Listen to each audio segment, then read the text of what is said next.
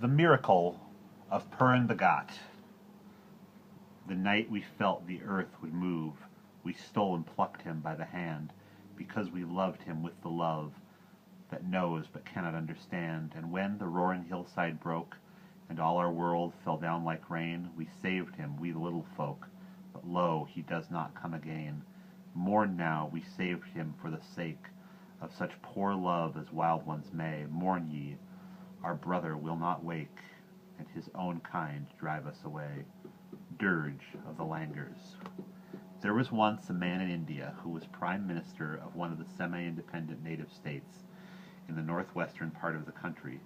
He was a Brahmin, so high caste that caste ceased to have any particular meaning for him, and his father had been an important official in the gay-colored tag-rag and bobtail of an old-fashioned Hindu court. But as Purun Das grew up, he felt that the old order of things was changing, and that if anyone wished to get on in the world, he must stand well with the English and imitate all that the English believed to be good. At the same time, a native official must keep his own master's favor. This was a difficult game, but the quiet, close-mouthed young Brahmin, helped by a good English education at a Bombay university, played it coolly, and rose step by step to be prime minister of the kingdom. That is to say, he held more real power than his master, the Maharaja.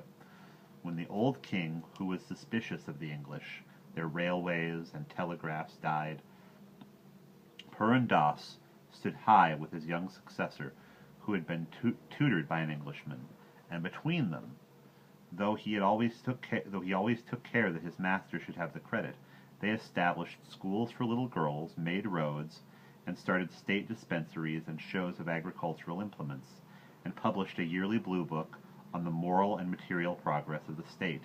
And the Foreign Office and the government of India were delighted.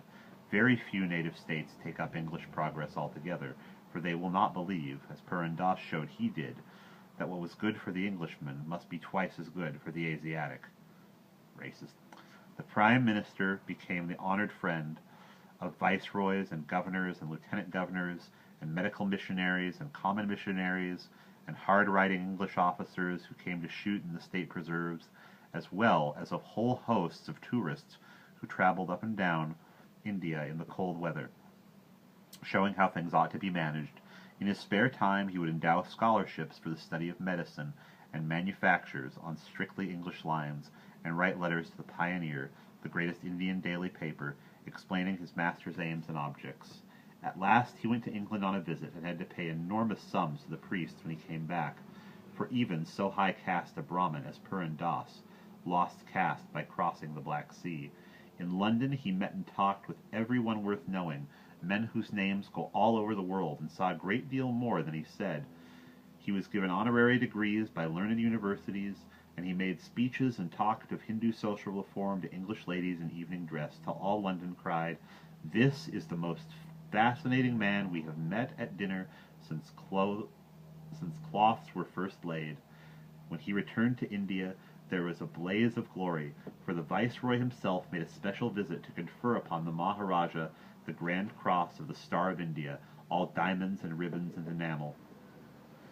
And at the same ceremony, while the cannon boomed, Purun Das was made a Knight Commander of the Order of the Indian Empire, so that his name stood Sir Purun Das, KCIE. That evening at dinner, in the big vice-regal tent, he stood up with the badge and the collar of the order on his breast, and replying to the toast of his master's health, made a speech few Englishmen could have bettered. Next month, when the city had returned to its sun-baked quiet, he did a thing no Englishman would have dreamed of doing, for, so far as the world's affairs went, he died. The jeweled order of his knighthood went back to the Indian government, and a new prime minister was appointed to the charge of affairs, and a great game of general post began in all the subordinate appointments. The priests knew what had happened, and the people guessed, but India is the one place in the world where a man can do as he pleases and nobody asks why, and the fact that Diwan Sir Purun Das KCIE had resigned position, palace, and power and taken up the begging bowl, an ochre-colored dress of a sannyasi or holy man was considered nothing extraordinary. He had been, as the old law recommends, 20 years a youth, 20 years a fighter, though he had never carried a weapon in his life, and 20 years head of a household. He had used his wealth and his power for what he knew both to be worth. He had taken honor when it came his way. He had seen men in cities far and near, and men and cities had stood up and honored him. Now he would let these things go, as a man drops the cloak he no longer needs. Behind him, as he walked to the city gates, an antelope skin and brass-handled crutch under his arm, and a begging bowl of polished brown cocoa demer in his hand, barefoot, alone, with eyes cast on the ground behind him, they were firing salutes from the bastions in honor of his happy successor. Purun Das nodded. All that life was ended, and he bore it no